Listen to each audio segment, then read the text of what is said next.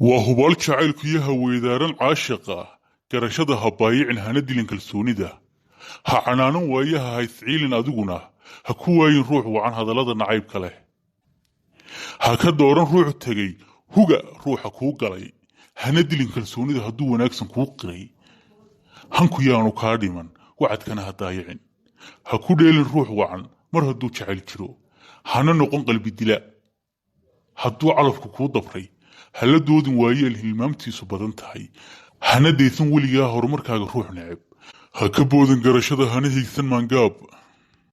ha baayicin waxaan jiran adigoo horaad qabaa hana daadin dahabkiiyo hodanay luulka qoorta kuu suran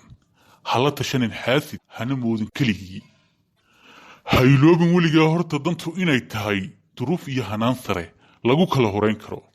ha ka gaabin guushiyo hadba ruuxa kuu qoran